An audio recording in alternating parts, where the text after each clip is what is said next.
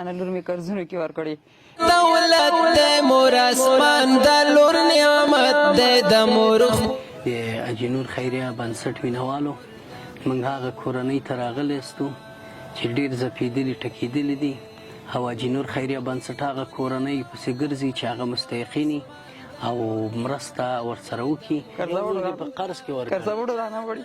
اوس راته نه راپرېږدي او زه دغه دومره مې وسه کېده چې خپل بچیان مې ساتل اوس یې نشم ساتلی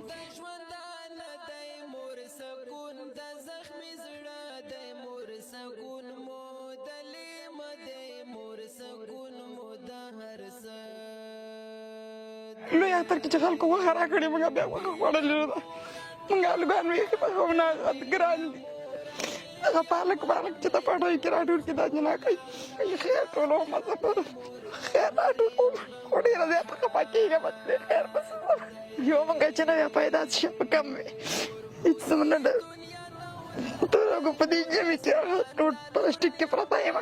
داسې ساړه وي چې باران شي زه کورو کې ګرځم سوال کوم لږ پلاستیک راکړئ چې په دې کورو یې کوټه یې واچوم چې ته د ژوند کې څه غوښتنه لرې موږ چې مور ته وایو روپۍ راکړي هغه بچو ته روپۍ ورکوي موږ ته مور نه راکوي موږ ته ټوله ورځ پردۍ ډوډۍ راکوي نور دا همزولې ده چې مکتبو ته ځي بل ته ځي بل ته ځي هر څوک مکتبو ته ځي ماسپښین مدرسې ته ځي موږ چېرته هم نه ځو بچیه څه احساسوي دغه سودا چې موږ درته راوړو نن موږ باندې نن اختر ده موږ ډېر خوشحاله یو چې تاسو موږ ته دا راوړ الله تاسو ته دومره درکړي چې په راټول نه ستړي شي الله مجان کړه چې موږ ته هم دا راوړه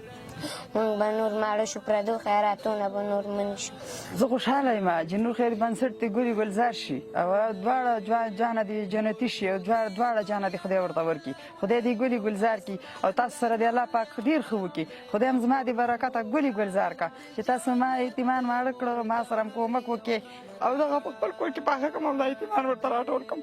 یتیم ته خلک دې بل ځای نه ډوډۍ راوړي په دې کورو کلي کې څوک خیرات نه راکوي